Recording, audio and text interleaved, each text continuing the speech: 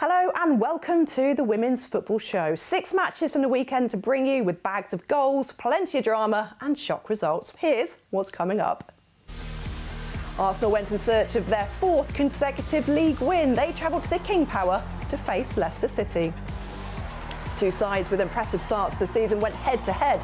The Spurs played host to Liverpool. And Manchester City look to maintain their dominance over Brighton, having won all 9 of their previous meetings. And we have a gleaming lineup in the studios. I'm joined by 2 footballing legends, WSL Hall of Fame inductee Rachel Yankee, and here to make her debut on the show, still the current WSL record appearance holder, Keris Harrop.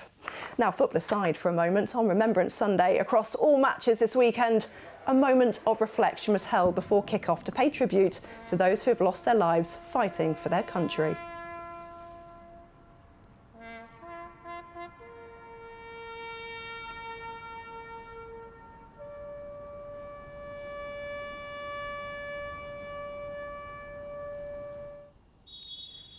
We stay at the King Power Stadium as Leicester City welcomed Arsenal. Nigel Adderley was your commentator.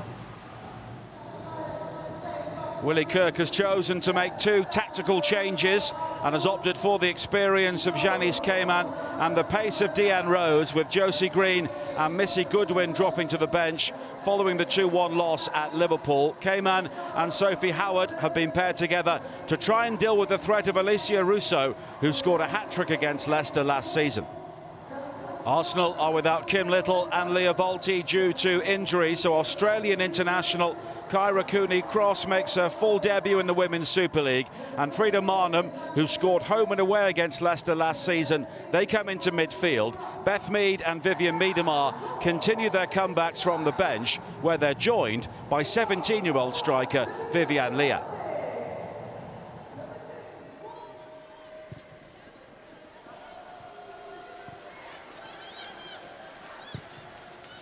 Leitzing has given the ball away cheaply to Palova. Arsenal could be in. The dink from Palova, and it's wide.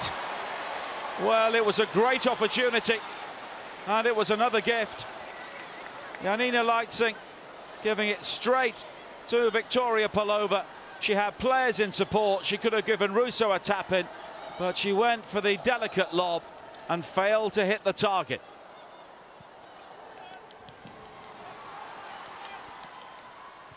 But Leicester confidence growing. Nevin away from Ilestedt and Lacasse. Nevin still going. He's never quite in control of the ball, but she still has the corner following the challenge from Ilestedt. The corner in towards Howard, but it's Petterman with the header, and the second header finds the back of the net from Tierney. And yet again, Arsenal don't keep a clean sheet, and it's Leicester who take the lead. Sam Tierney's first goal of the season. Petterman winning the initial header. Tierney clearly onside. And she was able to rise above Ruben Moy and divert the ball in from almost on the goal line. Petterman. That's an excellent ball. Here is Kane. Kamen waits in the centre! Well, what about this? 2 goals in 2 minutes for Leicester City. Janice Cayman with her first for the club. And a player who has won trophies at the very highest level leaves Jonas Edeval perplexed. Arsenal caught out by the pace of Kane yet again, and that's an excellent ball in. Cayman coming in between the 2 central defenders and applying the finish. And that's brilliant stuff from Leicester. And Arsenal here are in real trouble.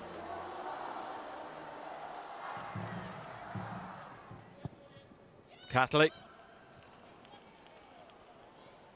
Now forward. Lacasse in pursuit. Nevin has lost out. Here is Lacasse, and Arsenal are back in the game.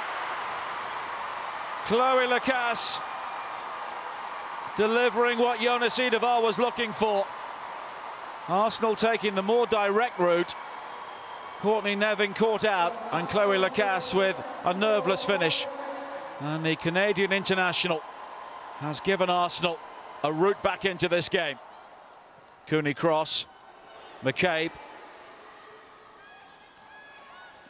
We know she can hit them from long range, but this time it's Russo! Well, it's not taken them long, and Arsenal scored 2 goals in 2 minutes. Arsenal are back on level terms. Clever ball in from Katie McCabe. Leicester were coming out in instalments. Russo clearly onside. And she's able to jab it beyond Leipzig. Only her second goal for Arsenal. Kane looking to go beyond McCabe. And the cross-in is cleared now. And Arsenal have the opportunity to break with Lacasse. Russo into Ford. 2-0 down. 3-2 up in the blink of an eye. And Arsenal delivering the sort of recovery they need in what they hope will become a title challenge.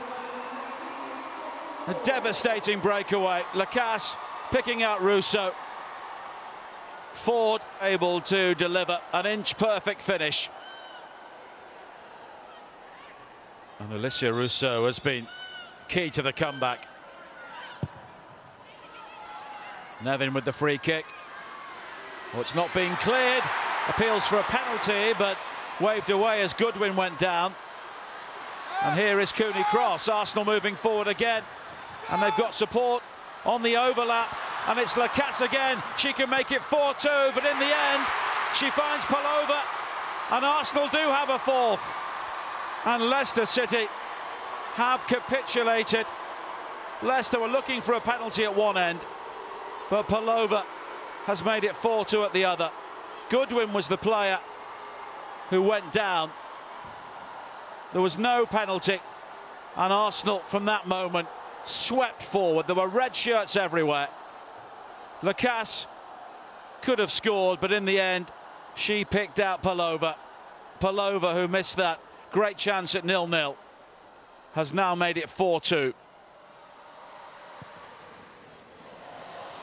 And Arsenal have the overload once again. It's Mead. Blackstenius in support. The cross is driven. And both Leipzig and Bott got touches on that, and it will be a corner. Cooney cross delivering in. It's flicked on by Hurtig, and it's off the crossbar. Again, Leicester not dealing with the movement from the corner. Russo.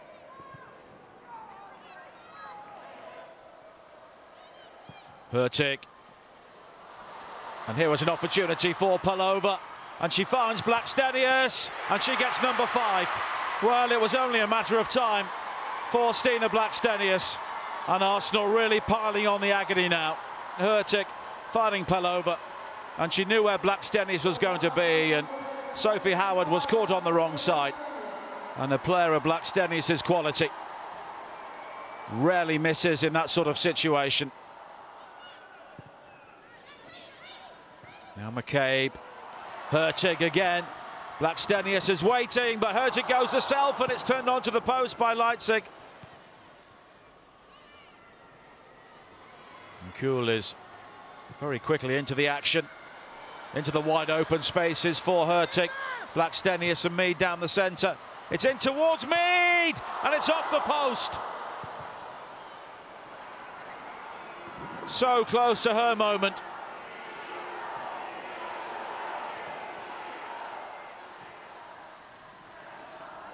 Pelova. She's had an excellent second half, and she's found Hurtig, and she is clean through. Blackstenius in support, but she doesn't need her. Lena Hurtig makes it 6-2. And it's her first goal in the Women's Super League. And Leicester City's resolve has finally melted away.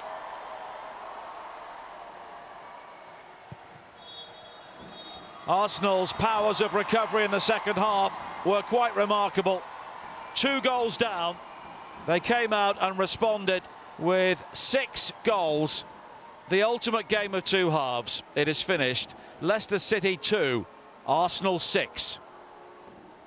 I mean, what a lesson it is in terms of how good we can be and what can happen to you if you're just half a yard off it.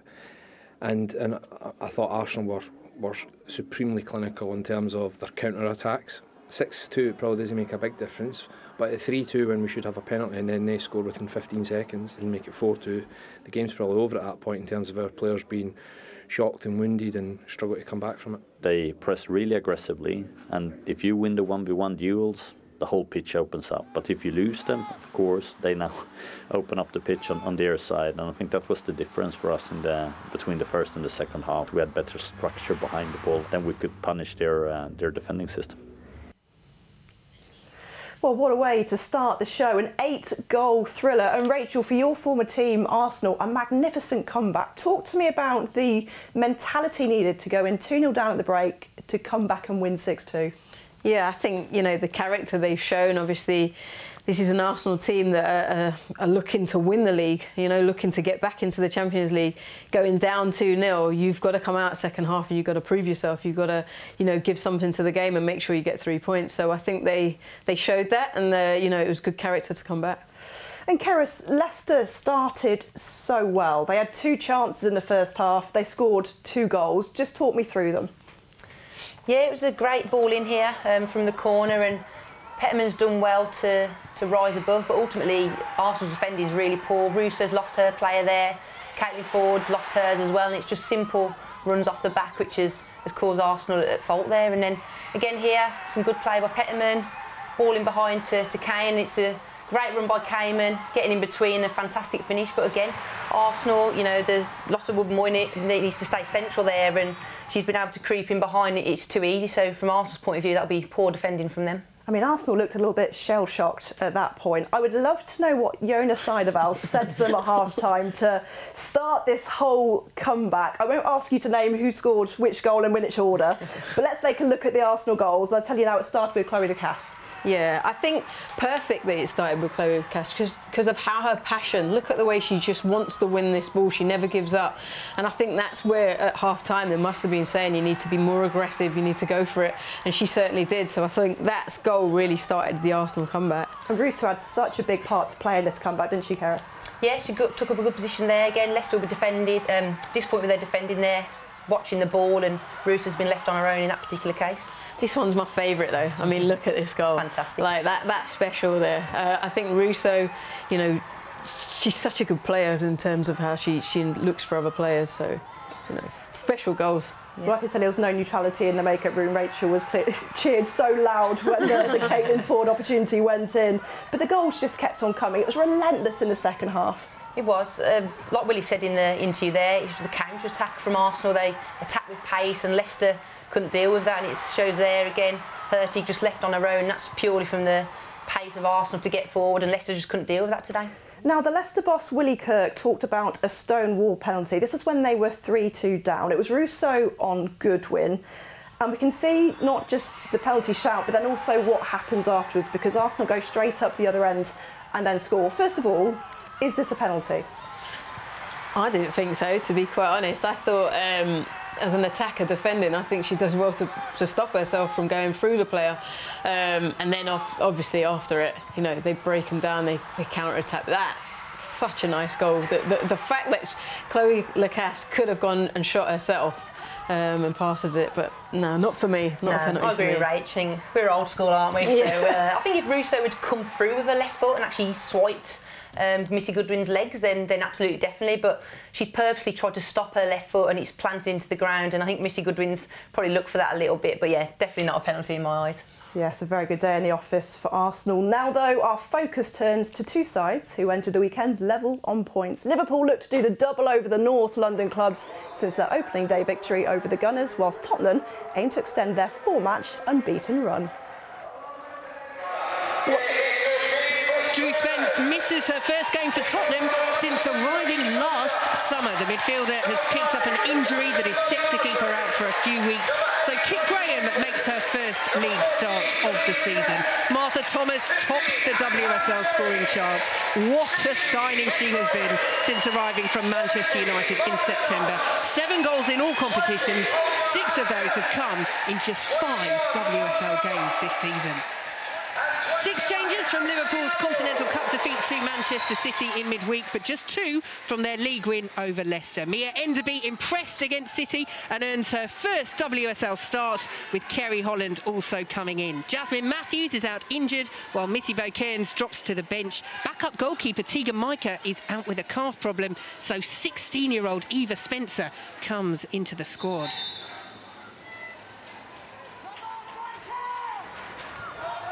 Clark forwards, Roman Howe. Nice ball to Herbinger, and suddenly the space opens up a little for Liverpool. And look at the space here for Grace Fisk. First time delivery, and what a chance that is. Squandered by Sophia Roman Haug. That should have been 1-0 Liverpool. It should have been. It's a fantastic build, straight through the middle of the park, and Roman Haug has to hit the target here. But really good opportunity for Liverpool to get an attempt at goal.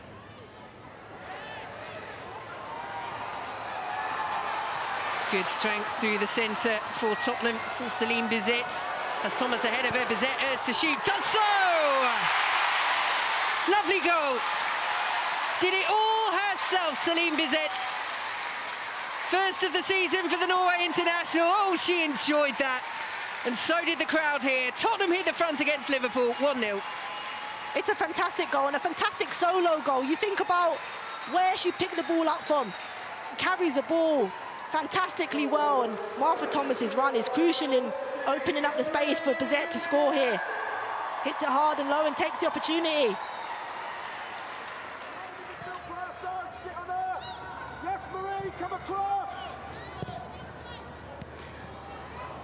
Here comes Tottenham, leading by the goal to 0. Graham just took it into Kerry Holland, but Clinton's done really well there. Bizet drives, deflection off the bar. So unfortunate for Tottenham, almost so unfortunate for Liverpool as well. Yeah, it's a fantastic strike. It's Clark that makes a block, and luckily for her, it hits the crossbar and comes out.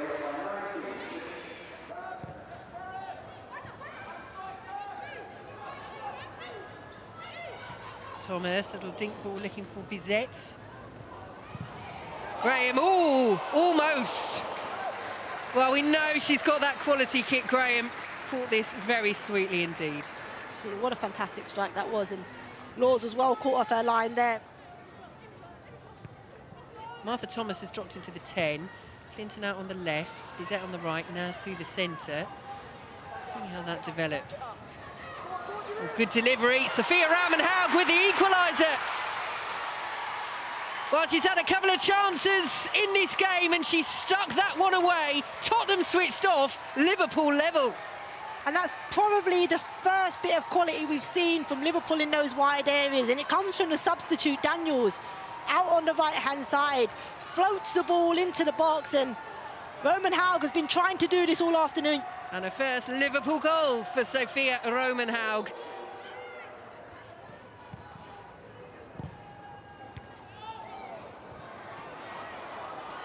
Amy Turner's header has put her teammates under a bit of pressure there, but Neville comes to help out. Oh, lovely. Home crowd here enjoyed that. Thomas, Bizet through the centre, gets the touch, challenged. Well, no appeal from Bizet.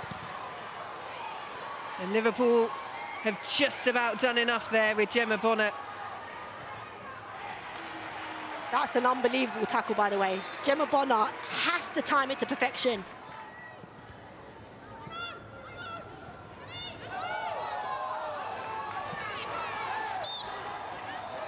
perhaps advantage could have been played for a little longer there from Abby Byrne. Kerry Holland had done well.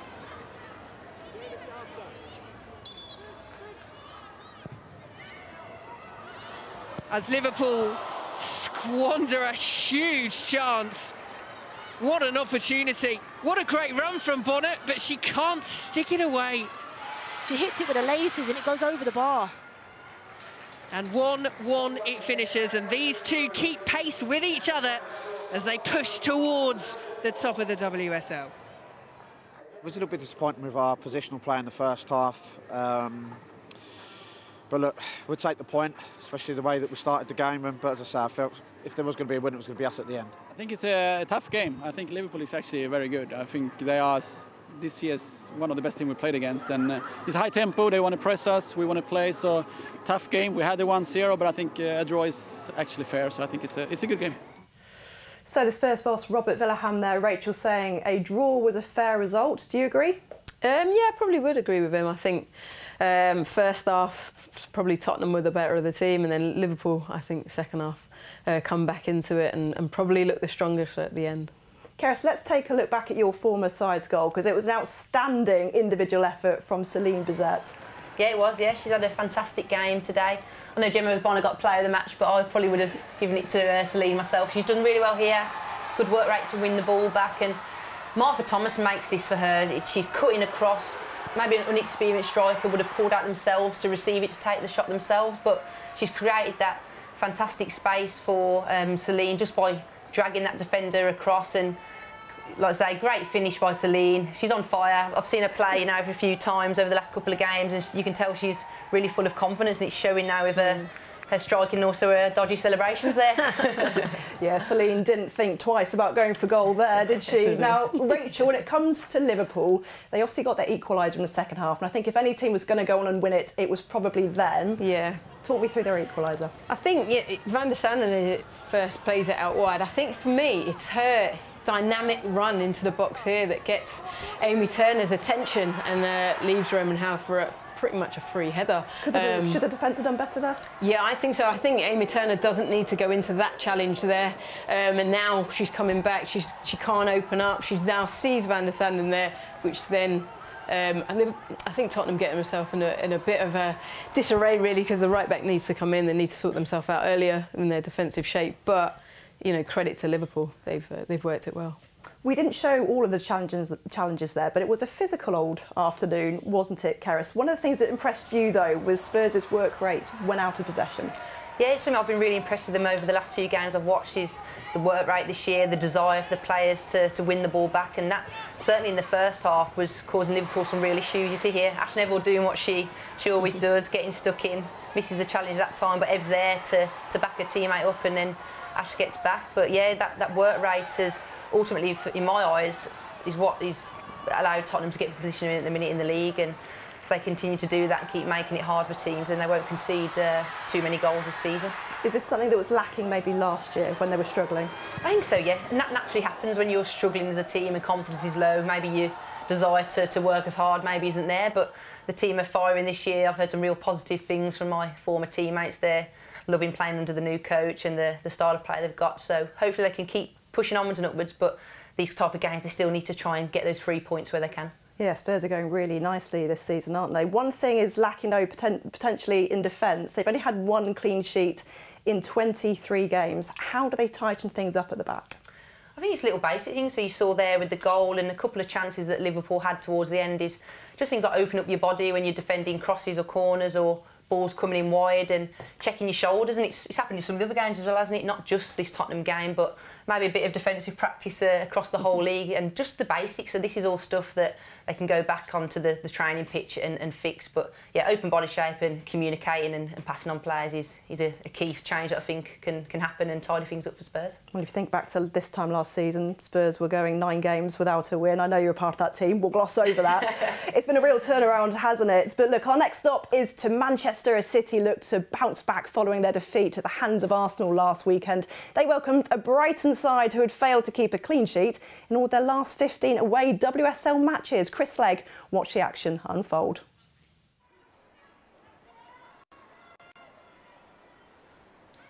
Manchester City, such a fine record against Brighton in the WSL. 8 wins, 1 draw, and such a fine record in the league this season until defeat to Arsenal. And an early shot off the bar from Chloe Kelly. 20 seconds in, and Chloe Kelly rattles the woodwork. Torres-Dottir's done well to push her wide, but Shaw still has it. Short to Morgan. Brighton just can't get the ball back at the moment. Kelly. Plenty of space for Kelly to choose what she's going to do. Knocks it towards the far post, and it's almost onto the head of Angeldal.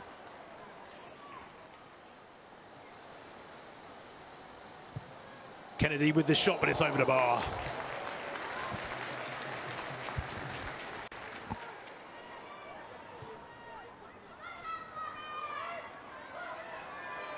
The England international, and knocks it towards that far post, but Shaw gets a header in over the bar.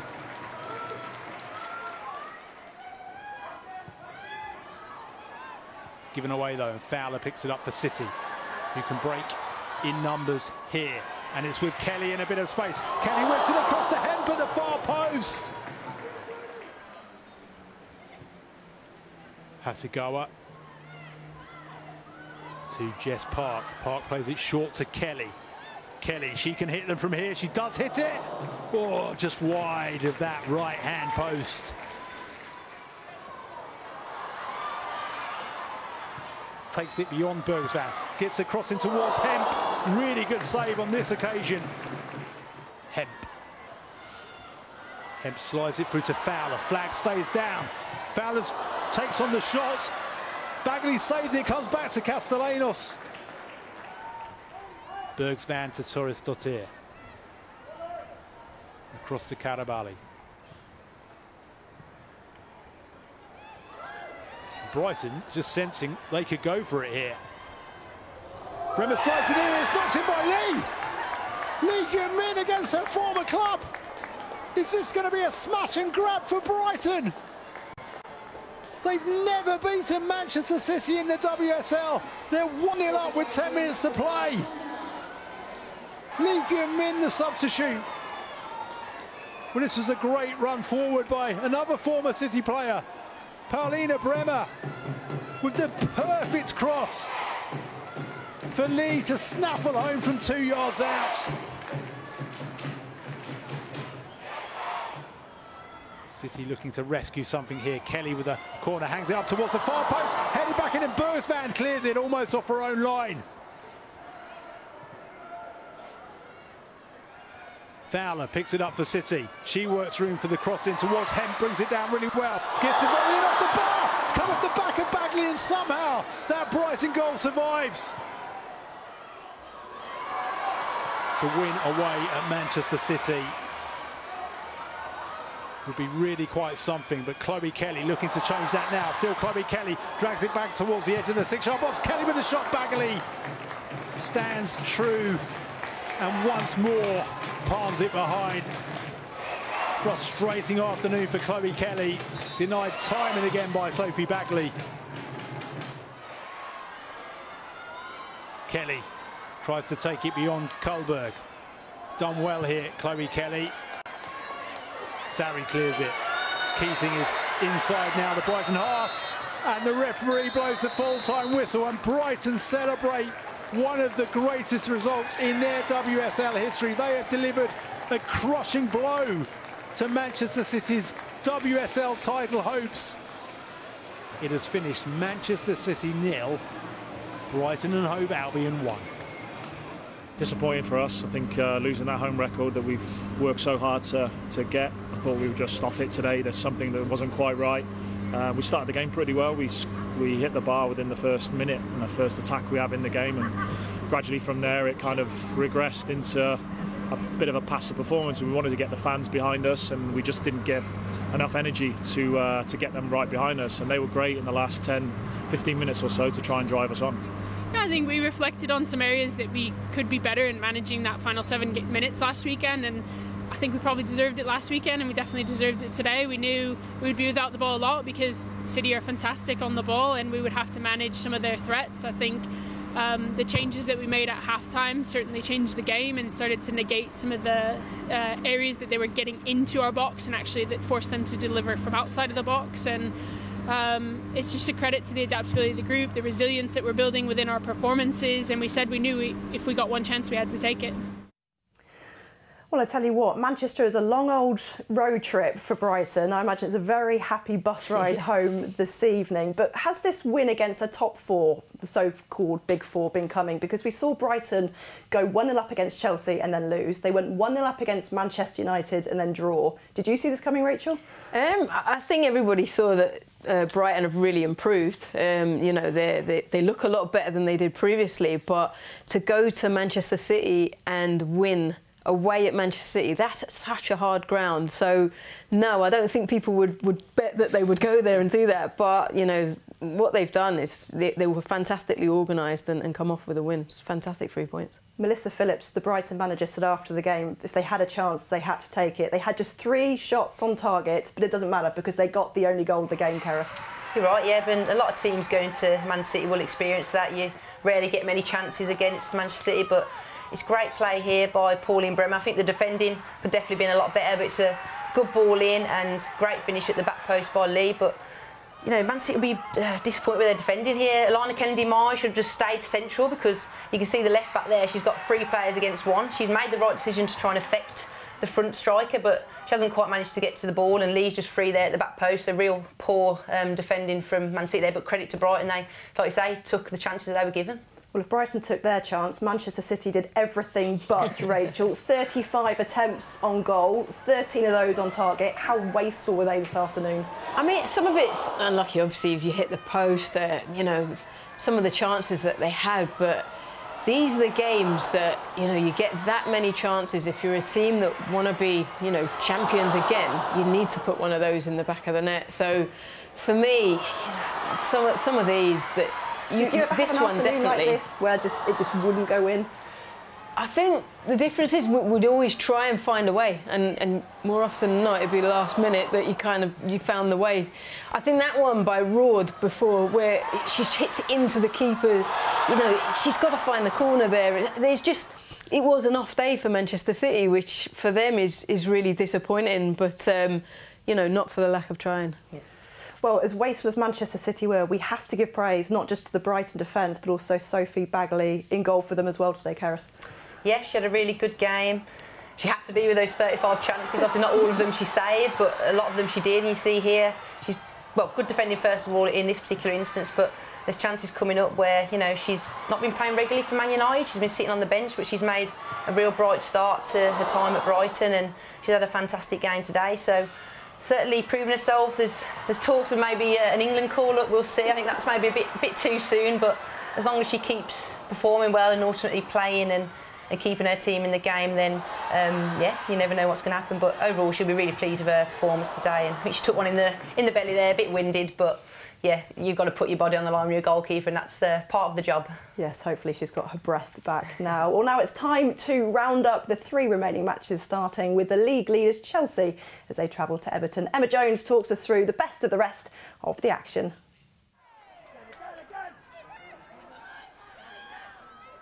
Everton had lost 11 of their previous 12 Barclays WSL matches against Chelsea and found themselves behind inside the opening 15 minutes on Sunday. Jessie Fleming with her first goal of the season to put the visitors ahead. The hosts grew into the game and were perhaps unlucky to trail at the break, but Chelsea remained ruthless and Sam Kerr doubled the Blues' advantage midway through the second half. The win was rounded off in the 90th minute when substitute Aggie Beever-Jones found the top corner to cap off another fine performance from Emma Hayes' side.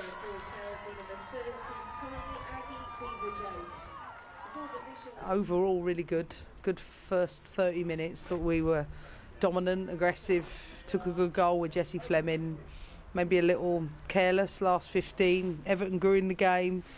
I think they were unlucky to go in 1-0 down at half-time, but they didn't take their chances, and we must give credit to Hamburger. Second half, I thought we controlled the game much better, dominated in the areas I expect us to. Brilliant goal from Sam Kerr, and another outstanding goal from Aggie Beever-Jones. West Ham had lost all 3 of their Barclays WSL away matches against Manchester United and made the worst possible start on Sunday. Jace first to react to Hinata Miyazawa's miscued shot to give the hosts the lead after just 3 minutes. Mark Skinner's side settled into the game but were made to wait for their second goal. It was worth it though, Millie Turner leaving Mackenzie Arnold with no chance in the Hammers' goal.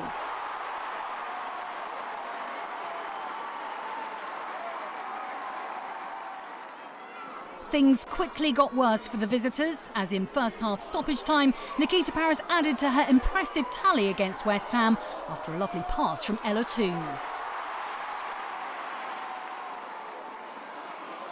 West Ham improved after the break and enjoyed a period of momentum, but their pressure was ultimately to no avail, as Lucia Garcia added a 4th on 88 minutes.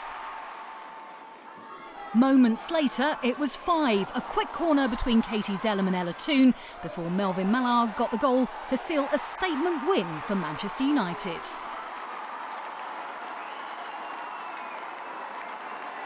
First half scintillating, bomb. Even our counter press was really good at times. But stay on top of your game. That is a Manchester United trait. That is a ruthlessness that we need from now to the end of the season and beyond. That's all I'm getting at. Really happy with other elements of the game. Aston Villa travelled to Bristol City as the only Barclays WSL side yet to pick up a point this season. But Carla Ward's side enjoyed the better of a cagey first half. Rachel Corsi's effort narrowly over. Despite all Villa's possession, Lauren Smith's side had the best chance of the opening 45. Rachel Furness's volley testing Daphne van Domselaar.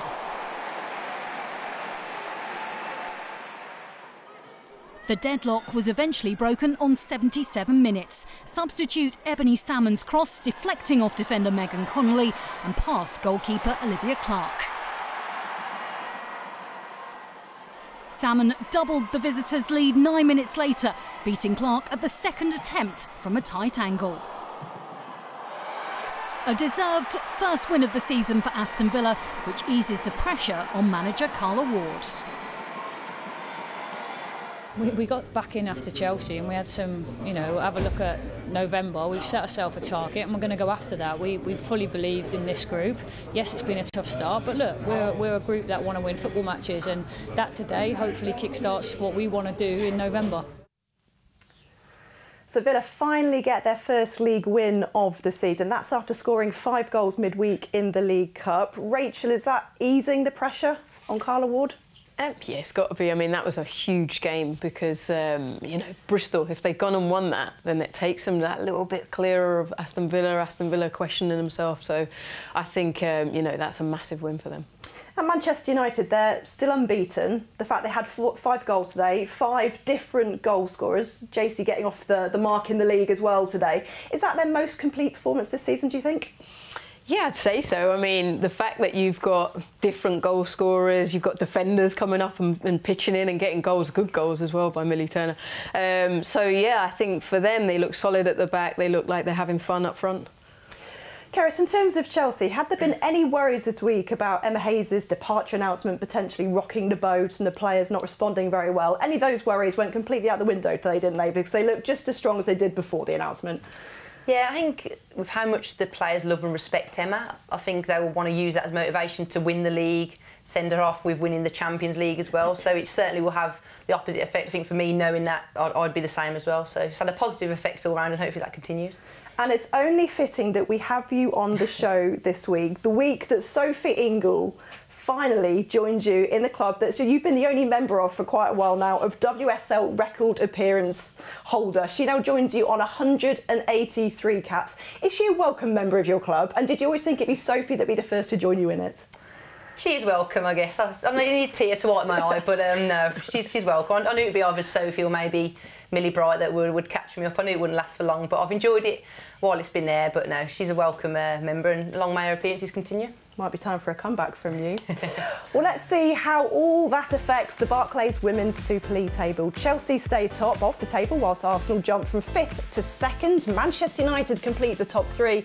Chelsea and Manchester United, the only 2 sides yet to taste defeat this season. Manchester City's loss means they drop from 2nd to 6th, and Aston Villa leapfrog Bristol City, but only on goal difference. In the Barclays Championship today, Sunderland suffered their first defeat of the season against Blackburn Rovers. Chelsea Ferguson's initial shot was palmed away by Claudia Moan, but the striker pounced on the rebound in the 57th minute to score the only goal of the game. Elsewhere in the Championship, Crystal Palace came from behind to beat Lewis in a 3-2 thriller. Charlton put 2 past Southampton, whilst Durham and Birmingham City claimed 3 points away from home, and nothing could separate Reading and Watford. Well, Sunderland's loss means they drop down to 2nd place, whilst Charlton now lead at the top of the table on goals scored. Crystal Palace sit 3rd, just 1 point behind the top 2, with Southampton completing the top 4, whilst the rest of the table are unchanged, heading into match week 11. Well, there's a lot to look forward to on the BBC. We have live coverage of the Men's FA Cup first round replay of Cray Valley Paper Mills against Charlton Athletic on Wednesday at 7:30 p.m. That's on BBC Two. The Monday Night Club returns as Mark Chapman and the guests debate this weekend's football action. That's tomorrow at 7 p.m. on BBC Sounds. And on Saturday afternoon, Emma Hayes' Chelsea host Liverpool at Stamford Bridge. Catch the build-up at 1:15 on BBC One. And head to the iPlayer now to watch this one. When I beat the champions of the division, then you'll see me excited. If you beat Tyson Fury, I'll be over the moon. Would you? Yeah, of course. You know, would you like to? Yeah, of course. Are you friendly with him? Not really.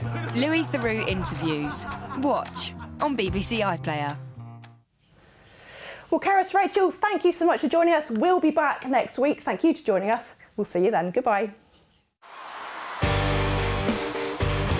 Well, what about this? It's Rousseau! Ford! 3-2 up in the blink of an eye. Arsenal do have a 4th. 2 goals down at half-time. They lead 6-2.